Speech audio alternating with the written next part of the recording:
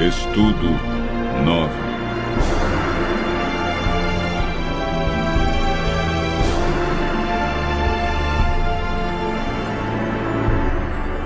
A verdade sobre a morte.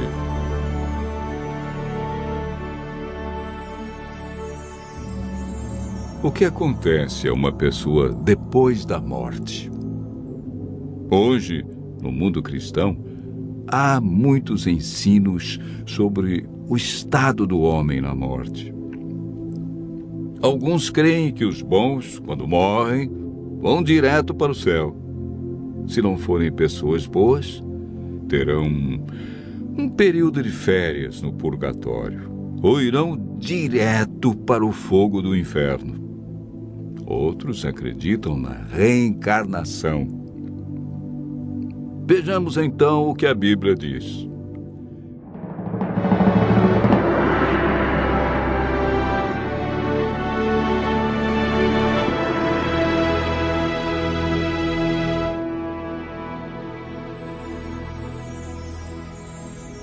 Antes de compreendermos o estado do homem na morte, precisamos compreender sobre a origem da vida.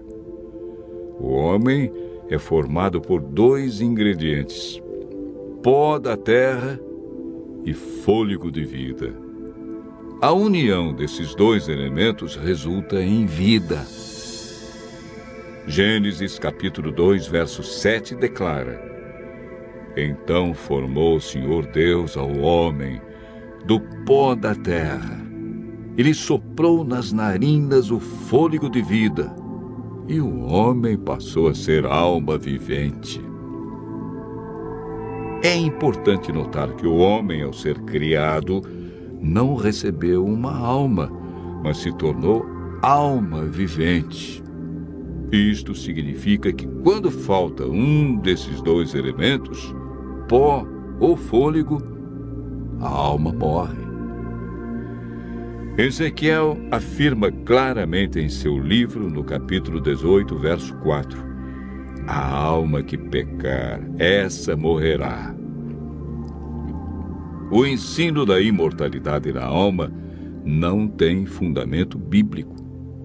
1 Timóteo, capítulo 6, verso 16, afirma que somente Deus possui imortalidade e habita em luz inacessível, a quem homem algum jamais viu e nem é capaz de ver. Gênesis 3, verso 19, afirma: Porque tu és pó e ao pó tornarás. Eclesiastes 12, verso 7, diz que por ocasião da morte, o pó volta à terra como era, e o espírito volta para Deus, que o deu. O espírito que ele deu na criação foi o fôlego de vida. A palavra espírito, que vem do hebraico nefesh e do grego ruach, é empregada 1.700 vezes na Bíblia. Algumas vezes traduzida por fôlego e noutras por espírito, podendo ser usadas alternadamente. Portanto, espírito na Bíblia nunca se refere a uma entidade consciente, desencarnada. Pelo contrário, Davi afirma: os mortos não louvam ao Senhor, nem os que descem ao silêncio. Salmo 115, verso 17. O homem, ao ser criado, recebeu imortalidade condicional. Para mantê-la, deveria viver em obediência. Gênesis capítulo 2, versos 16 e 17 diz: E o Senhor Deus lhe deu esta ordem: De toda a árvore do jardim comerás livremente, mas da árvore do conhecimento do bem e do mal não comerás, porque no dia em que dela comeres, certamente morrerás. Deus declarou claramente: morrerás. Foi Satanás, através da serpente, quem declarou: é certo que não morrereis. Essa foi a maior mentira do universo que se mantém até os dias de hoje. Adão e Eva conheciam apenas um mundo cheio de vida, e a morte era um mistério. Eva desobedeceu a Deus, comeu do fruto proibido e o deu a Adão. Como resultado, o que Deus disse se cumpriu. A morte, a dor e o sofrimento passaram a existir. Após o pecado, herdamos uma natureza egoísta que não tem prazer em estar na presença de Deus. O que a Bíblia ensina sobre o estado do homem na morte? Lemos em Eclesiastes 9, versos 5 e 6. Os vivos sabem que hão de morrer, mas os mortos não sabem coisa nenhuma, nem tampouco terão eles recompensa, porque a sua memória jaz no esquecimento. Amor, ódio e inveja para eles já pereceram. Para sempre não têm eles parte em coisa alguma do que se faz debaixo do sol. A Bíblia diz que os mortos não sabem coisa alguma, portanto não podem se comunicar com os seres vivos e nem os vivos com eles. A pessoa, quando morre, permanece na sepultura em um estado de inconsciência. Jesus considerou a morte como um sono. Antes de ressuscitar a Lázaro, afirmou: Nosso amigo Lázaro adormeceu, mas vou despertá-lo. Jesus representa a solução para a morte em João, capítulo 5, versos 28 e 29. Não vos maravilheis disto, porque vem a hora em que todos os que se acham nos túmulos ouvirão a sua voz e sairão.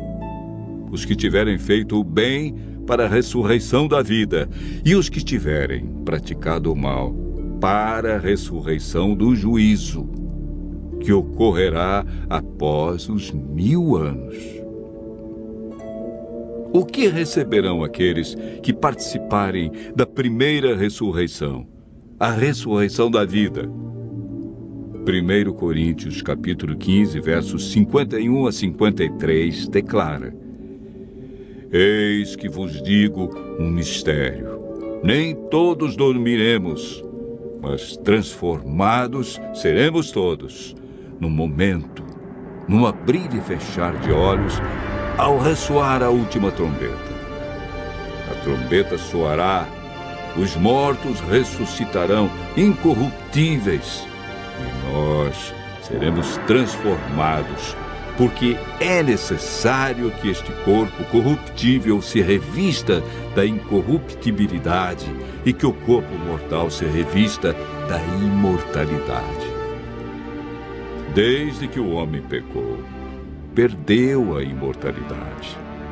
Mas por ocasião da segunda vinda de Cristo, os que o aceitaram como Salvador receberão a dádiva da imortalidade conquistada por Jesus na cruz. João afirma, e o testemunho é esse, que Deus nos deu a vida eterna, e esta vida está no seu Filho. Aquele que tem o Filho tem a vida. Aquele que não tem o Filho de Deus não tem a vida. Cristo promete que o vencedor de nenhum modo sofrerá o dano da segunda morte. Aqueles que aceitam a Cristo e a salvação que Ele traz experimentarão alegria indescritível por ocasião de sua vinda. Desfrutando felicidade eterna, passarão toda a eternidade em companheirismo com seu Senhor e Salvador.